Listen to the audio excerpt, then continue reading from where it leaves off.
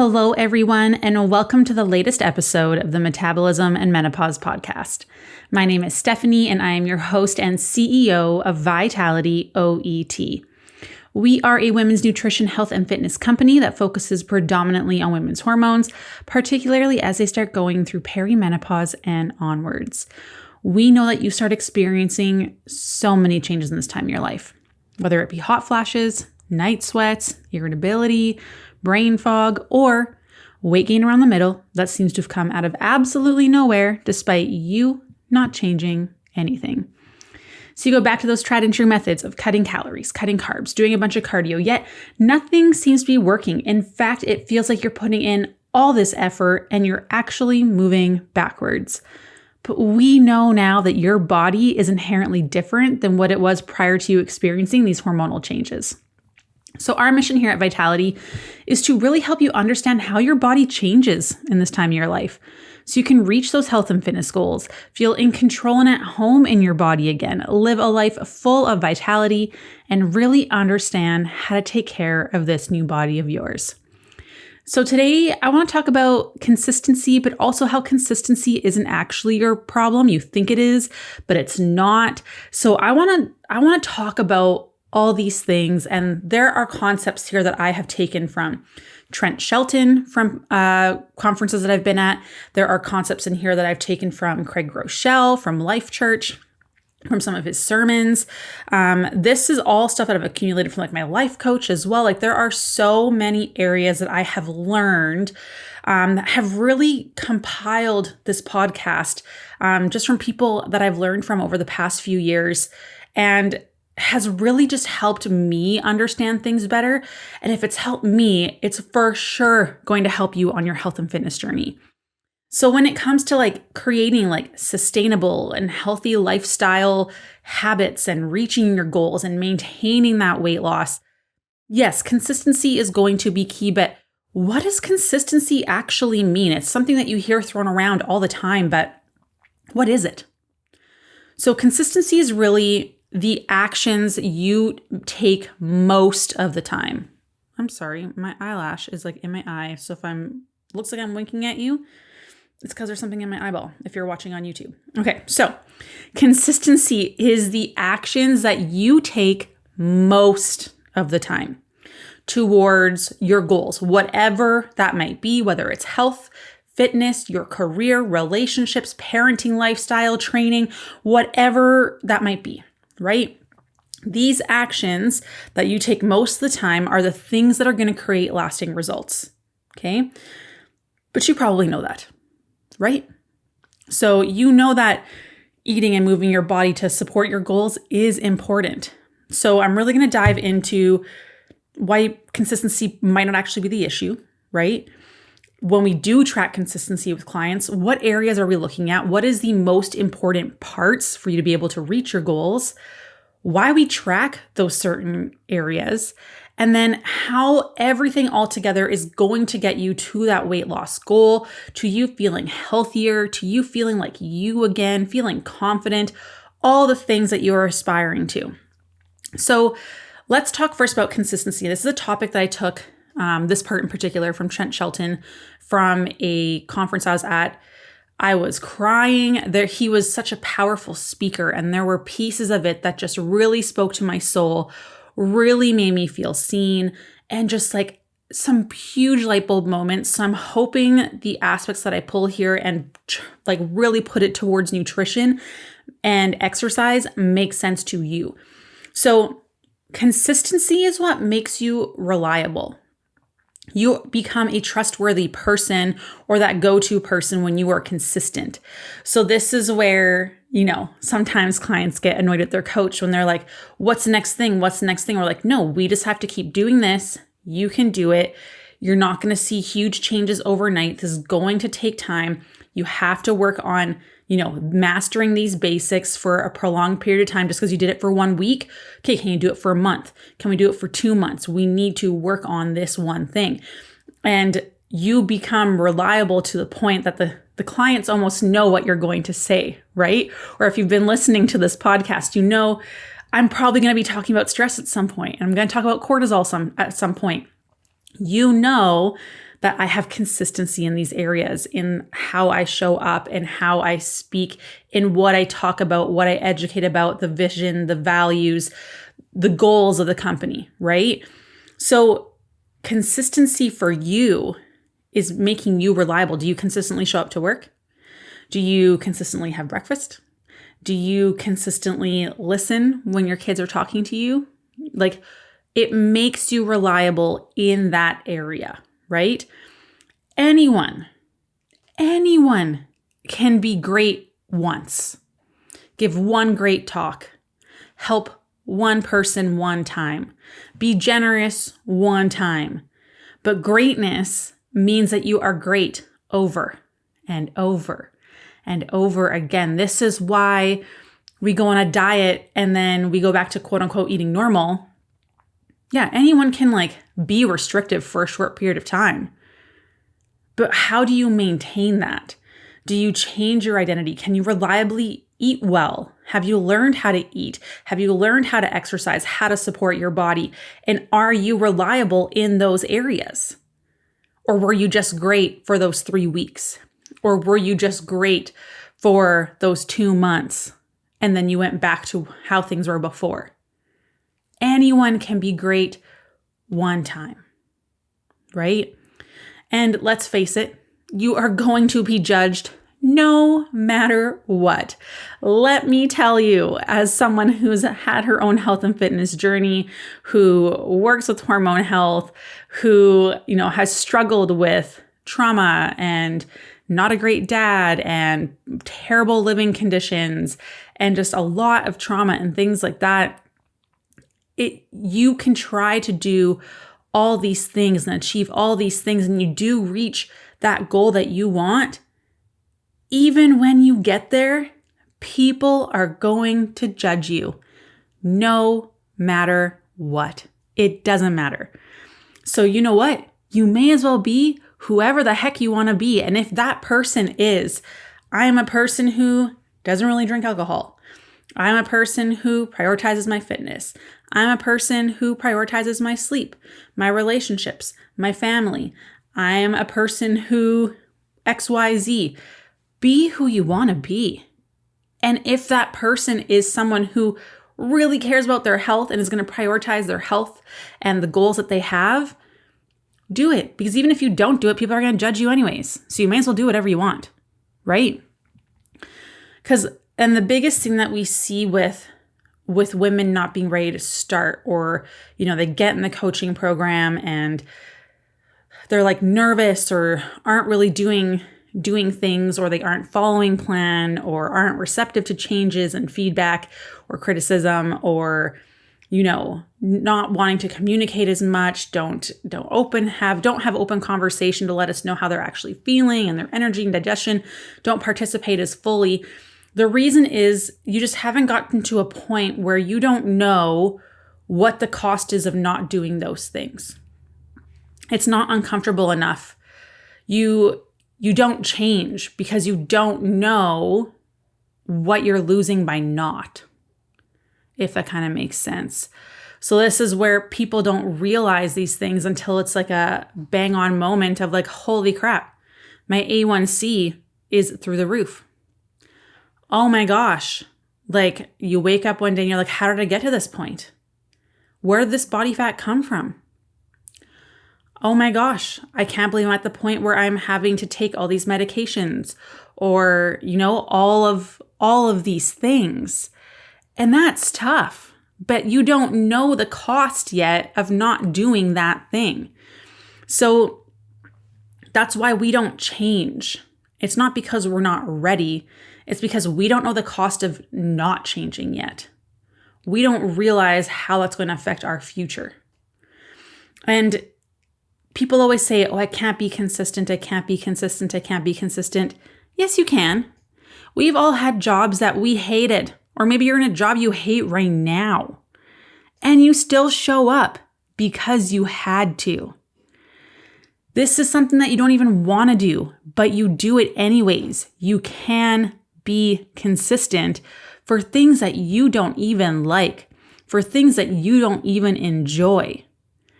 So you don't have a consistency problem. Think of how many jobs that you went to because you knew the cost of not showing up means you weren't able to pay your bills. But you don't know the cost of actually doing these things the right way for your health and fitness and your hormones because you haven't experienced what it is to not get there yet, right? Like the pain isn't bad enough yet. So why can you be consistent with the things that you hate, the things that you do not enjoy, but you cannot be consistent with the things that you say are important, the things that you say that you value, the things that you say that you want and enjoy? This is because you don't know the cost of not doing it yet.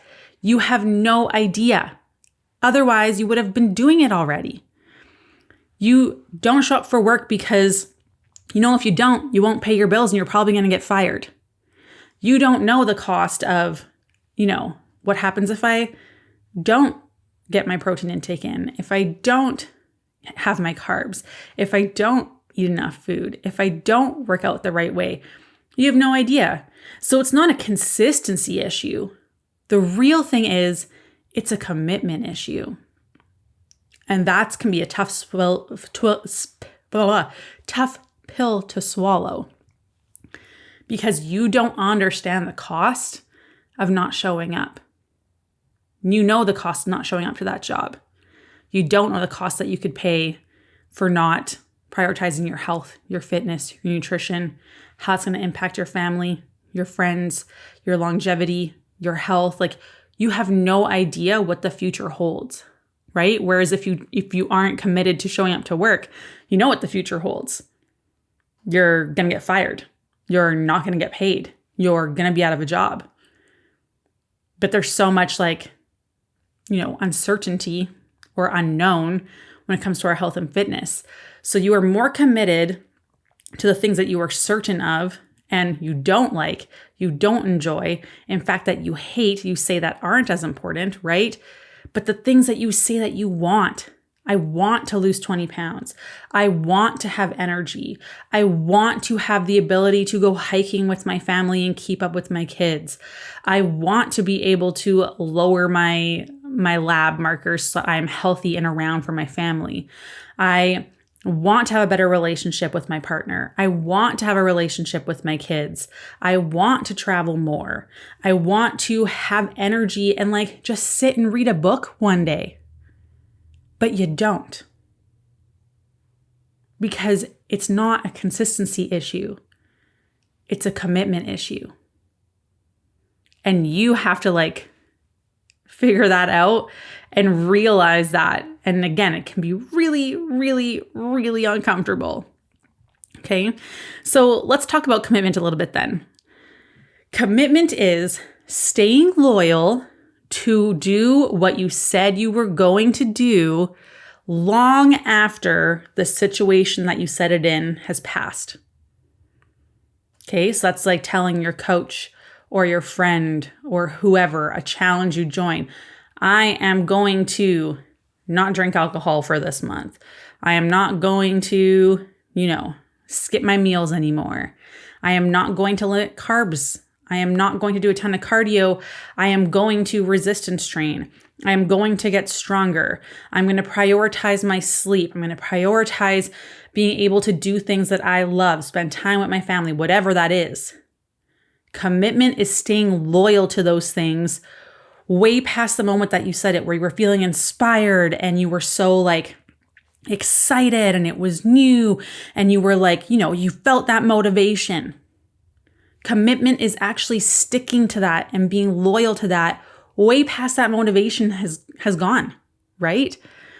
So you need to be proud of the process and the steps that you are taking in order to even get to that outcome. So I did a podcast with my friend Jess, and we had a great conversation about this kind of stuff. We all have this big outcome that we want to reach. The 20 pounds lost, 30 pounds lost, lose inches, whatever it might be, right? But that's the outcome of achieving these little goals. And you have to be proud of yourself for the process of achieving the little goals that will then equal that big result. So the goal would be like, let's say we're trying to get to 10. Okay. The goal is 10, whatever. You need 1 plus 1 plus 1 plus 1 plus 1 plus 1, right? To get to that 10. You need to hit the goals of each one to get the outcome of that 10. But we're so just focused on the 10 that like we're not even paying attention to the ones that add up in that equation. We're not paying attention to the fact that we need water, we need carbs, we need protein, we need resistance training, we need to prioritize our sleep, all of these things. And you have to be proud of those ones that get you to that 10. It makes it real, and you'll see who is real when you're going through this process too. Like, this can be a really challenging part. And I found this when I was going through my health and fitness journey, and when I was going through my grief journey as well, when I lost my mom. And this was a really big one for me. My mom had passed away. I didn't have any family nearby at all. The closest people were a 2.5-hour plane ride away. I was having like a celebration of life at my house to celebrate my mom after her passing. And I had sent out invites to friends like a month in advance. And I had 3 show up. That shows you who's real when you are struggling and you are trying to go through this process, right? I had someone who was supposed to come, who I thought was my best friend, blow me off to go on a first date instead of celebrating my mom's celebration of life with me. Needless to say, we're not friends anymore. When you're going on your health and fitness journey, it's no different. When you decide, hey, I would love to hang out, but I don't want to, I'm not going to have a glass of wine, right? I'm prioritizing my health, my hormones, being able to sleep better, all those things. And they make a big deal out of it. And they give you a hard time. That shows you who the real people are. They want the version of you that best serves them, not the best version of you that serves you. And that can be really tough too. And eventually my friends just learned, hey, Steph doesn't really drink. That's fine. Right? But it took time, and it did make things challenging because I would have friends who would ask me to go out, and they'd want to go to a pub or something at 1 a.m. We'd all get there by 11. I was gone by 12. I would just leave, and that would really bother them. But for me, it's I had work to do. I had health that I was working on. I was prioritizing my hormones because they were a disaster. I had no progesterone, no estrogen. I was also dealing with grief and stress and running my own business. So that didn't serve me. But they were more concerned about the version of me that served them best than the version of me that served me best, my health, my life, right? And that can be really hard. So I want you to really think about what is the promise that you're going to keep to yourself? What is the thing that really, really matters? Okay, you want to lose 20 pounds. Why? Because I felt more confident. Okay, why is it important to feel more confident? Because then I can show up for my family. Okay, why is it important to show up to with your family? And you just keep digging deeper and deeper and deeper. And those kinds of things will help you really figure out why is this important? What does it mean to keep that promise to yourself? Because a lot of the time we don't know. And if we don't know, how are we supposed to be committed to something that has no value, that has no reason behind it? So why are you doing what you're actually doing, right? Is it actually going to fill that void that is inside your soul? When I lost my mom, I dove into my work. And guess what? Yeah, I got to start building something pretty cool, but it didn't fix the fact that I was missing my mom. Right? If you reach that goal of, for me, I had a big goal of having this successful business and trying to help as many women as possible and provide as much education as I can and to travel a lot. And guess what? I got there and I still was not happy. The trauma, the grief, the way that I felt about myself, achieving those things did not make me feel worthy, did not make me feel good, did not make me happy. You will never win by just running away from your battles, right? Like that will never happen. So you need to figure out, what are you committed to? Because like, you will never fix what you don't face. Like, yes, you have this goal to lose weight and to improve your health and all those things, but you need to figure out why. What is the deep-rooted thing that is making me so unhappy? Because I had a beautiful call with one of our clients. We both cried a lot. And she told me, she's like, I was happy. I was in my car. I was listening to music. I was singing along. I felt great. I had a good energy. And then I walked by a mirror and all of a sudden I didn't love me anymore. And she realized in that moment that the way, like, why does the way that she looks dictate how she feels about herself when she was feeling so great about herself an hour earlier driving in her car? And so we dug a little bit deeper and she's making breakthroughs and she's doing the things and it's amazing and it's beautiful to see. But figuring out what you're running away from, what are you so scared of? What are the things that are like really affecting your soul? Because yeah, we all have an aesthetic goal and that's fine. There's nothing wrong with that.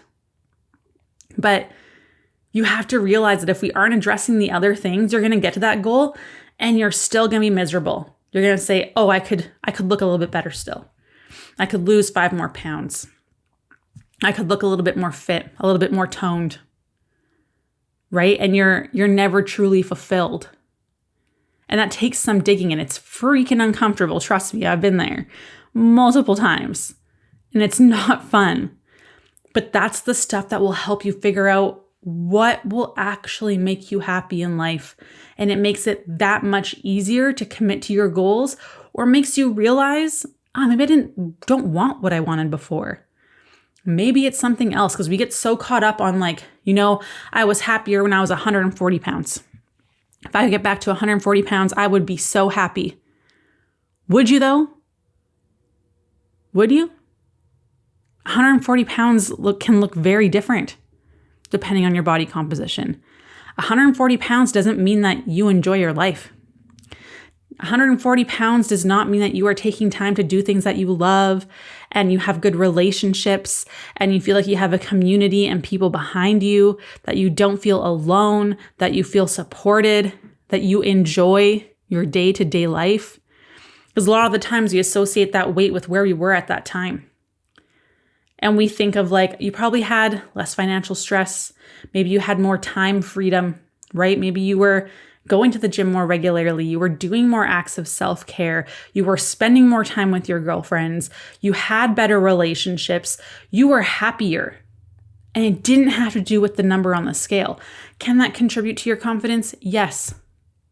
Is it the source of your happiness? No. And that's the difference. So committing to figure out what that thing is and start getting a little bit closer to doing, like being that person again, or aspects of that, right? Because you're never, ever, ever going to fix the things that you cannot face. Externally, nothing is going to change with the way you look, the way you act, until you start doing things from the inside. This is why we do so much mindset type work and imagining your ideal self and your ideal day and how can we get you closer to those things and figuring out the whys, because it makes it easier to commit to the process and you become a happier human being, and a happier human being has a lower stress response. It makes it easier to lose weight and you are just in a better place and you can show up for everyone else better too. When you are happy, your kids are happier, your spouse is happier, the people you surround yourself are happier, because that's infectious. And that matters. We can all think of those people that we like dread hanging out with because it's energy draining. How can we ensure that you do not become that person? right? So we need to stop chasing things. We need to start focusing on that kind of stuff because it makes committing to the process that much easier, which will then allow you to be consistent and for you to actually reach your goals. And Trent said one quote that just blew me away. And I think we can absolutely, like, to me, I always think about it in terms of like entrepreneurship and friendships and stuff like that. But this absolutely fits with your nutrition and health and fitness journey. And he said, some people are too close to you to see your greatness. They do not think that they can be that close to greatness, so they can't see it in you. So you might, like, your friend, your family, your whoever might not be able to see or believe in you because they don't believe in themselves. They don't believe that they can be a part of a community that's healthy, that's fit, that's whatever, successful financially, whatever those things are, right? So because they have limitations on themselves, they project that on you. And that has nothing to do with you. That has everything to do with them. So do not let what other people say change your commitment, your loyalty to doing the things that you said you were going to do once that motivation, that excitement, the hype, the support is gone, because it will. Those things are ever fluctuating, right? That's never consistent, and we cannot allow our actions to be dictated by things that are not consistent in our life, because otherwise we will never get to where we want to be. So you have to find that commitment within yourself. So what I really want to talk about now is like, okay, so we know consistency equals reliability, right?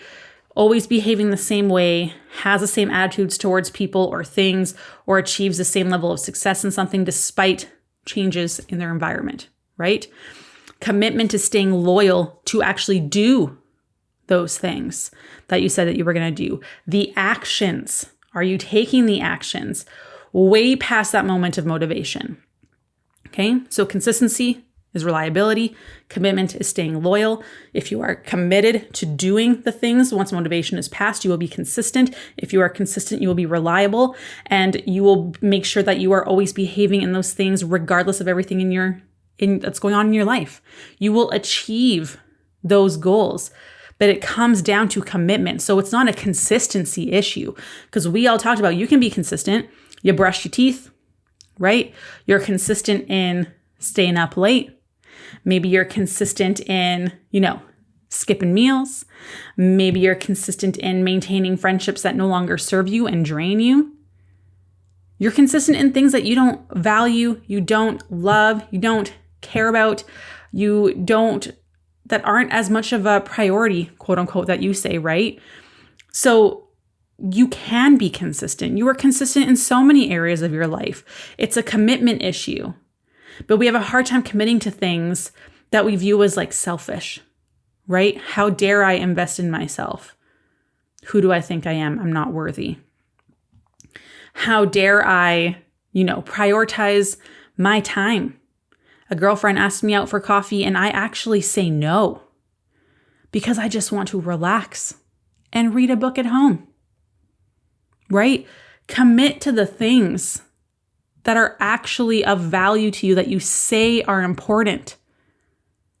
And that will allow you to be consistent. So again, it's not a consistency problem, it's a commitment problem. So we do track consistency or reliability, that I would rather use the word reliability, in our clients well throughout their journey, the entire time. So I'm going to talk about what we track and why, because this is, again, very important. Because if you're not reliable in areas, then we cannot guarantee that you will reach your goals, right? If a student does not reliably come to school and get their homework done, the teacher cannot guarantee that they will pass, right? It's all about being reliable. So number one is going to be calories. For most of us, the most important metric to track is going to be calories, right? One of the very big ones. Caloric intake is usually the queen metric when it comes to achieving the goal you set out with us in coaching. right? So why? Because our energy intake, our calories, are the things that set the thermostat in our body. Okay? When we have consistent intake from our energy sources, aka our food, our calories, we have predictability. We have safety. And when we are eventually eating enough, which most women I talk to are not, we have enough fuel to light our metabolic fire. So the way I like to talk about this is like your metabolism is how many calories your body is burning. So it's like a little bonfire, right? Little and bonfire probably don't go together, but you know what I mean. So your metabolism is your fire. It's burning calories, right? So you want a body that burns calories well, because that's obviously going to make it easier to lose weight, correct? Yes. However, if we are not providing enough fuel to that fire on a consistent basis, our metabolisms can get smaller and smaller and smaller, right? That flame dwindles down. That flame is no longer burning a lot of energy. So you need to have consistent, predictable fuel intake or kindling and wood to keep that fire burning at a certain rate, right? That's exactly how our body works. So the more that we can eat consistently, within reason, obviously we want to increase calories slowly through a reverse diet. That is the best way to do this, is slowly. So you're not going from 1200 to 1800. We're going from 1200 to the next week doing 1250, to the next week doing 1300, and like slowly moving up that way. Okay. Otherwise it can be a lot, and it doesn't give your body enough time for that fire to build back up as you're increasing that kindling. And then that's where we see weight gain. Okay. So the more that our body can get that fuel consistently and regularly and anticipate that, the more our body can actually function at its absolute best. Because a lot of the time, what we see is not eating enough or eating inconsistently. So 800 calories one day, 1400 the next, then we have 1300 calories one day, and then we jump up to 2000. That up and down and being inconsistent is essentially just shutting down our non-essential processes in our body because it's too stressed out. And that can create some really unwanted symptoms, which we see a lot in the women that we're working with who are dealing with hormone issues. So we'll see things like poor digestion. So you have constipation, you have bloating, you have indigestion and heartburn, you have poor energy levels and struggle with energy crashes. Hormonal imbalance symptoms like hot flashes, night sweats, irritability, thinning hair, our skin gets saggy or like dry. We just don't feel good, right? We are struggling with our sleep. We don't feel well rested, or we're waking up in the middle of the night and we can't fall back asleep. Our body is exhausted, but our brain won't shut off. We're struggling to put on muscle mass. You feel like you're working so hard and getting nothing out of it. This is what's happening. And that consistency, that reliability, that you're giving your body enough intake regularly every single day, helps your body fire properly, reduce those physical symptoms, make you feel better, be able to put on muscle mass, and actually be able to see changes in your body composition and actually get to a point where you can lose weight. Because this is why we are stuck. Our body does not view us as reliable when it comes to our calorie intake, because you are not committed to fueling your body properly. Okay, so this is why caloric consistency and reliability is so important. If you can manage it, consistency here means like 80% of the time. So we're eating within like a 200 calorie range window. And you can be off like every once in a while, right? Like just here and there, 20% of the time. Your body, the more consistent and reliable you are in this area, the more forgiving your metabolism is. You're not going to see that you're packing on weight super quickly.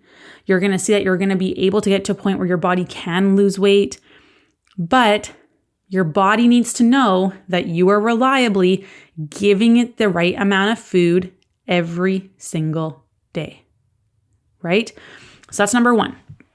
We track that with all of our clients, because if we're not, that's where we can see things go wrong, right? So we are always looking to see, are you staying in that range? And are we increasing slowly?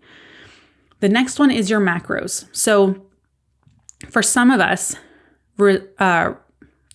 being reliable with certain macros may also be important depending on what your specific goals are and what you are struggling with. Because this is very much like a it depends question, because it depends. Everyone's going to be a little bit different, right? Depending on their energy, sleep, digestion, past dieting history, current food intake, how many diets they've done, how long those were, types of activity, how long you're being active for, the intensity, what activity used to look like, hormonal symptoms, where your hormones actually are, your blood sugar control. All these things are going to dictate how and how much to eat. So this is why it depends, okay? And it helps us address specific issues. So protein. Protein is essential for everyone. It's going to help you build muscle. During menopause, when estrogen goes down, our muscle retention also decreases. So it's hard to build and maintain that muscle mass when estrogen goes down, because now we have a lower muscle building signal. This is why protein needs to go up as we age. So if you're working with a coach, they are most likely going to be giving you a protein goal to help you gain and maintain the muscle mass that you have. Because a lot of us have pictures of what we want to look like, right? Women send this to me all the time, and I ask them because they tell me what their goals are and they give me a scale. And I'm like, scale number doesn't mean much. What do you actually want to look like? Because I can make you look 140 pounds and look very different than 140 pounds over here, right? So this is where understanding how much muscle mass your body actually needs, because you can lose weight and still not look fit and toned. So having adequate amount of protein is going to be important. And again, you want to stay within a range to have that reliability. Then we have carbs. Carb goals are going to differ for everyone, depending on their, intake assessments, their energy, what phase they're in. But again, reliable carb intake is important for our thyroid function. Low carb diets actually show that thyroid function decreases. Important for blood sugar control because of stress management, believe it or not. And really important for our energy. Carbs are our body's preferred energy source. It also is how we get fiber, which helps with digestion and actually helps improve the health of our skin. It actually helps with cholesterol levels, which also go up when estrogen goes down.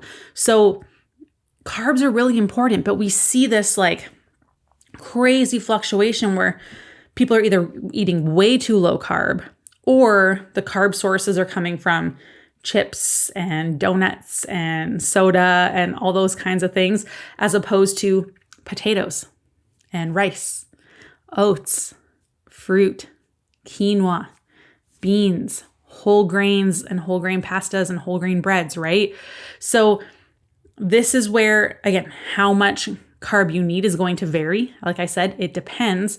But being consistent, again, our body is not going to love big fluctuations.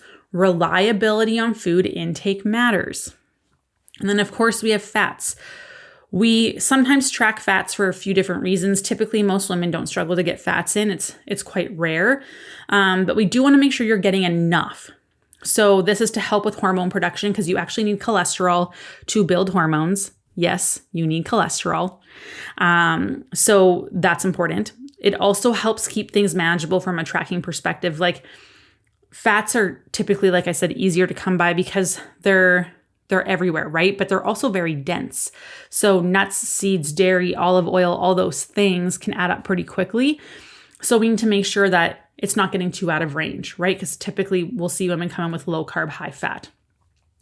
It will also help you reach your fat loss goals while maintaining energy by making sure you're having enough carbs. So usually we actually end up giving women a max fat intake so that they're making sure that they're still getting enough carbohydrates.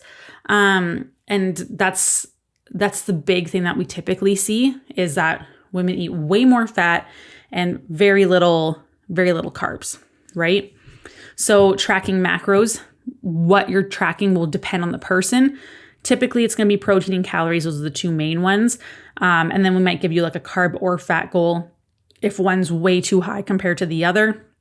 But again, what that number is it depends. This is why we do the calorie calculations for everyone, because it's really hard to figure out how much you should be eating. And I don't think it should be this hard. So if you need that calculated, just message me and I will happily do that for you.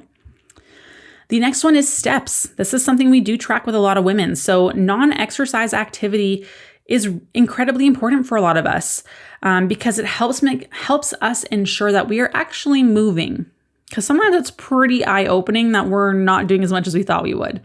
And this is a great way to help us burn calories without having a huge stress on our body, because a lot of women come to us in a state where they're not eating enough food, they're very stressed out, they're doing a ton of exercise, they're not sleeping, their energy is poor, digestion is poor.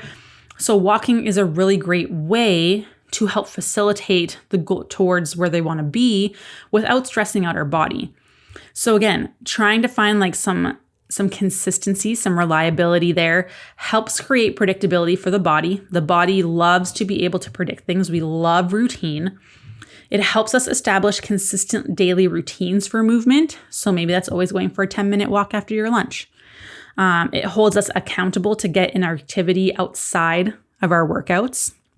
And it shows your coach another variable of change to assess why their body might be moving in a different direction. So this is something that we find very often is women come in doing an extraordinary amount of steps, but then we go into a fat loss phase or we're dropping their calories or whatever we're working on, and they're not seeing changes, but then we look and their steps have gone down and we can't really increase their steps more from where they are because they already come in doing 12,000, 15,000 steps. That means we have to maintain that. We have to be consistent with that. We keep doing that. We can't drop it down because then our calories outside of the equation does go down. But then we also don't have room to move up. And that's not realistic. Because if I'm already doing 15,000 steps in a day, which by the way, I am not, I most definitely am not. But then in a fat loss phase, it's like, okay, we want to either eat less or move more once our body's like in a good position, then it will respond, right? Like that will work once your body is in a nice harmonious place, which unfortunately for a lot of women, we are not. So we need to heal that first before that eat less, move more advice that we all hate can actually start working. But if I'm already doing 15,000 steps in a day and my coach is like, okay, we have to kind of work with that equation. Do we want to cut calories more? Or do we want to do more exercise? And it's like, I would rather do more exercise because I love food. That's always going to be my choice. But if I'm already doing 15,000 steps a day, how realistic is it for me to do 20,000 steps a day? Super not realistic for me. So I always like to say, leave some steps in the tank to use that as a tool later on, right? So you have room to move forward.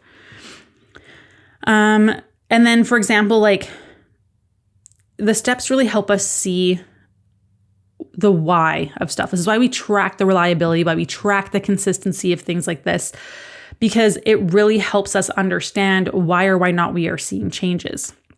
And we don't want to be discouraged, but then we can look at data and be like, oh, this makes sense. All we got to do is work on this one thing. Perfect. We're good. Right? So this is something to help you understand what your body's actually doing, bringing awareness to it. So tracking these things is very important. But it's going to help the client in particular, if you're working in coaching with us, to make a better connection as to why or why not their body's moving a certain way. Because your body is always going to respond to the stimulus that you're sending it, right? Or that you're not sending it. So we need to be able to look at everything cumulatively as a whole to see, okay, what areas are you reliably hitting these targets in? What areas do we need to improve on so that you can actually get the result that you want, right? If you're not doing resistance training, you're not growing muscle. If your goal is to grow muscle, but you're not doing resistance training, of course you're never going to get there because you're not sending the muscle building response signal, right? So that's something that we also really, really track with our clients. The next one is actually sleep, which a lot of people do not realize how important it is. So hours of sleep and quality of sleep. So we can track this not only to see how your sleep quality or quantity is improving, which should be a direct result of how hard you are working on reliably, putting in effort in other areas. Because typically if we're eating enough food, sleep's going to improve. If you're eating enough carbs, sleep almost always improves. So it will also show us how certain changes might be affecting your sleep and wake cycle, which is very important. Okay. This is also an accountability piece for the client to ensure that they are actually, prioritizing their sleep. Are you working on going to bed at a regular time all the time? Are you reliably in bed by this time every night? Are you reliably doing something to calm your nervous system down before going to sleep to ensure that you're having a better sleep? Are you having that bedtime snack? So, for example, we may have a bad night of sleep and we rate it a 3 out of 10. But then if we can look into it a little bit more, it's we realized that we didn't have our bedtime snack, or we stayed up late on our phone that night, or we, had some emotional stuff going on, or whatever that is. And then we can make the connections as to why your body is responding the way it is. And this is why tracking this information is super important. And then how reliably are you actually acting on those things? Are you committed to those things? The next thing that we track is de-stressing practices. So not only is tracking consistency with de-stressing protocols a great way for us to see if we are doing positive changes and if those changes are working, but also, are you committed to removing stress from your body by taking 5 minutes of box breathing a day? 5 minutes. Are you committed to your health for 5 minutes? Yes or no? Are you reliably doing that? If you're not, then you are not committed to that process, right? And we know that figuring out what tools work for de-stressing best is going to vary person to person. This is why we track this. But we know that if someone is doing the box breathing, if we focus on our nervous system health, we know that they're going to see a declined risk with psychological stresses. They can handle a bit more. It doesn't make them as reactive or irritable. We have a lower risk of autoimmune disease conditions and chronic disease development over time as well, which we know all happen when estrogen goes down. Our risk of cardiovascular disease goes up. We have so many factors that start to increase, and we want to avoid that. And de-stressing is such a huge part of that. Told you I would talk about it. I'm very consistent in talking about stress. The next one is energy. So we love tracking, or we're getting clients to report where their energy is at. And this will give us something to look at it over the long term. So we can track trends over time, how your current nutrition is, affecting your energy or other lifestyle factors that might be coming up, right? Like your exercise, stress, travel, etc. And since energy is a very, very popular category that people come to us wanting to improve, tracking it can help us really measure progress, because the amount of energy you have really does show us the health of your body. Okay. And then we can see how reliable and consistent your energy intake or your energy is, right? This is also going to help us negate the possibility of one bad day affecting your perception of the overall progress you're making. Because when we measure it, we can see that 80% of our week, our energy is improved, because it's very easy when you're having a bad day to be like, this sucked. Nothing is working. My energy is crap. My sleep is crap. But then we look back and it's like, okay, no, you just had one bad moment. You had one bad day, not a bad month, not a bad 2 months.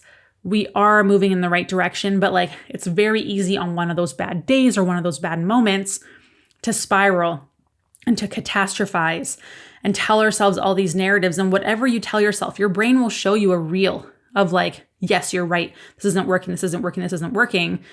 But if you do the opposite, it'll also do the same thing. Oh, it is working. It is working. It is working. So having some quantifiable data to look back on can be really helpful and help you stay committed to the journey, because you see that you are doing the things and things are improving and they are working. And then, of course, keeping track of progress in some way, shape, or form is necessary, because it's going to show us how your body is responding. So we like doing a combination of weight, measurements, and pictures. Because like I said, 140 pounds on me has looked very different at 140 pounds on me at a different time. So at my fittest, that was around 150-ish. I was very muscular, very toned. I was also 150 pounds when I was 4 months pregnant. Very, very, very different body look and body composition, right? For the exact same weight. So this is why we want to pair weight with something else, because it doesn't give you the whole picture. But then we can see trends over time, and then it helps us figure out what's working, what's not working, and we can see the differences there. And then it makes it so much easier to adjust your plan. So the big thing that I really want to hit home is you cannot be consistent if you are not committed, right? So let's zoom out and understand how consistency can, improve our health, being committed to it in more than one way, so we can explore how to make that consistency or reliability a little bit more achievable. Because consistency can be far more powerful than you think in so many ways on so many levels. So calories, carbs, and your stress response. This is a big one. I've done multiple podcasts on all of these topics, but like it or not, inconsistent calorie intake, that up and down, yo-yoing, 800 one day, 1300 the next, up and down, we've got a bigger spread than 200 calories, is a form of stress on your body. Okay, premenopause or outside of hormonal imbalances you may be struggling with, maybe the inconsistency in your daily energy intake wouldn't be too bad of a stress or something you would notice. However, during this time in your life, or if you're struggling with hormonal imbalances, our stress threshold does go down. Estrogen helps buffer stress, so we're not seeing that spike in cortisol, right? So now it takes a lot less stress for us to start feeling and seeing these negative symptoms and struggling with our weight. So if you've had a history of trauma and grief and lots of dieting in the past and tons of cardio and not prioritizing your sleep, and then boom, you start having these hormonal issues, our body freaks out. It does. And then we have this long history of stress we've never dealt with, and our body has to turn somewhere else for a stress buffer. So there are good forms of external stress. There are, right? But we have to make sure that we are, figuring out how to balance the stress response, because our body just can't handle it as well anymore, right? When estrogen and progesterone go down. But we can't always remove stress from our body, right? We can't remove the fact that I'm sad my mom passed away. The grief is going to hit me sometimes, and that is not something I can always control. I can't control if I have sick parents, if there's financial stress, if, work is insane, if, there's so many things you can't always control. You can't remove all the stress from your life. So we need to learn, how do we buffer it otherwise? And this is where carbs is a really, really great tool. Carbs bring down cortisol, that stress response. It takes stress off your system. Okay. The reason caloric consistency and getting enough calories per day and being reliable in that 200 calorie range is so helpful is that it can help reduce that stress, because we know it creates predictability for our body. Whereas if we are up and down all the time, that's a stress in our body. So if we narrow down that window, our body has less guessing. It knows reliably you are going to provide it with the energy that it needs every day, and it's going to be okay. But we've spent so much time yo-yo dieting and up and down and being inconsistent, or saving calories for the weekend, or not eating all day because we want to save our calories for later. That is a stress on our body, right? So a stressed body is going to hold on to weight, and our metabolism is going to slow down. So we want to make sure that, eating consistently, having enough carbs, you are doing, because that is one of the best ways to combat this. The next one is our metabolism. So metabolic consistency and having it working on your body, working on all cylinders, right? It's another aspect that we tend to really overlook. Inconsistency in your habits, not committing to your habits, like your nutrition, your workout, your hydration, your sleep, de-stressing, right? All those things are going to cause your metabolism to slow down. So let's say you're eating inconsistently. You're also not always going to the gym consistently. There's just so much up and down in the air. Like your body has no idea what to expect from you on a day-to-day basis. Of course, it's causing stress on your body. Of course, it's going to affect your body's ability to build muscle mass. Of course, it's going to affect your body's ability to burn calories, right? That's going to slow down because your body doesn't feel safe. It has no idea what to expect from you. Like we all have seen those dogs that have been like abused and stuff, and then they're very reactive and they don't know how to act because there's been inconsistencies in how people treat them, right? Some people are nice, some people are mean. So now they're just on defense all the time. And that takes time to like out-train, right? It takes you reliably providing them love, support, and affection to see their personality change so that they're not reactive, so they behave better, right? It's the same thing with your body. It has no idea what to expect from you. Sometimes you're nice to it, sometimes you abuse it, so it just stays on defense mode all the time. This also goes for hormonal symptoms. The more consistent that our energy intake is, that we are exercising the right way, that we are de-stressing, the more reliable we are in all those areas, the more our hormone communication pathways will be restored, the better our blood sugar and insulin regulation will be, the better you will feel, not only with energy, but you'll probably notice that you're sleeping better, that you have less hormonal imbalance issues, that you are having less bloating, less mood swings, less hot flashes, all from being consistent, committed, reliable with your food intake. It's wild. And then consistency and reliability requires building systems. Building habits is a crucial aspect of leaving like whatever your health journey is, that exit plan, with a solid foundation for you to move forward from, because it is going to be a lifestyle change. You're not just going to cut your calories, lose a bunch of weight, and then go back to what you were doing before, because that's not learning any consistency or reliability. You're not committed to becoming this new person. And that's what it is. You are committing to being a new person. The person that you are right now has not achieved those results because you are not the person that you need to be yet that can achieve those results and maintain those results. You cannot be who you are right now.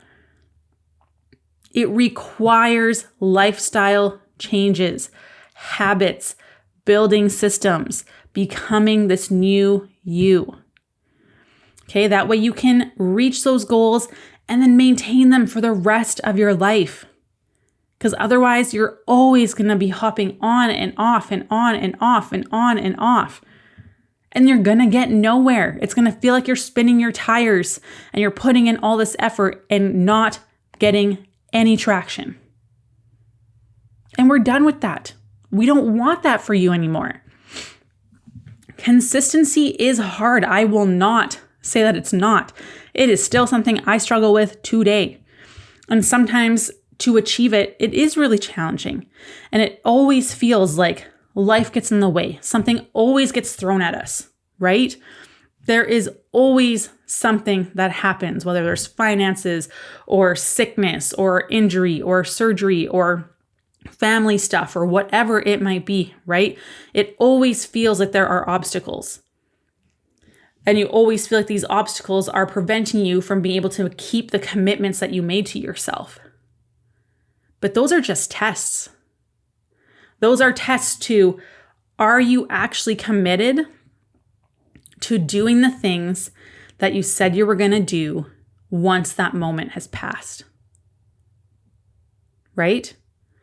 And the biggest pain point that we hear from clients a lot is that they have the desire to live a healthy lifestyle. And we might even set achievable goals with them, but there is still just something missing, right? You still just can't seem to make things stick. You feel like, you keep falling off track, which leaves you feeling defeated, discouraged, motivation goes out the window, and you're just tired of picking it back up again. So what is that missing piece? I promise you it's not lack of willpower. It's not lack of discipline. The missing piece to stay consistent with that healthy lifestyle is so much deeper than that. And I've already touched on this. It's your why. That deep rooted emotional reason behind wanting to change. It's the key to creating that forever wellness, to keep a lasting lifestyle committed to becoming this new person that can actually make you feel your best. Okay? It's all about the perception of things. And that's why sometimes having support is so freaking important. You know, I always hire a coach when I have a very big goal that I want to achieve. Okay? Because sometimes we are consistent. We can do the things, right? And sometimes we're just too self-critical about the way that we are being consistent because it's not perfect 100% of the time. So think of your health journey almost as like a democracy. You know, you're casting votes for that person that you want to be, who you want to become through these daily choices and commitments and becoming reliable to those commitments over time. It's not going to happen in a day. Those ballots take time to accumulate to become this new person. So why do you want to lose weight? Why do you want to improve your hormonal issues? Whatever your goal is, why do you want to be better? What is the commitment that you are going to make yourself? And what are the things that you have to do reliably to ensure that happens? Because a lot of the times we think that we're doing something, we feel like we're doing better, right? But are you? Are you doing the things? Will you do the things?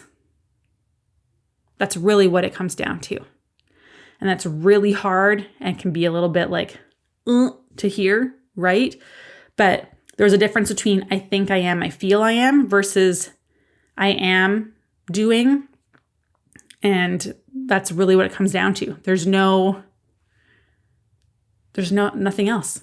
You either are or you aren't. There is no feel, there is no think. Are you hitting your nutrition goals? Are you doing this? Are you hitting your calorie goals reliably?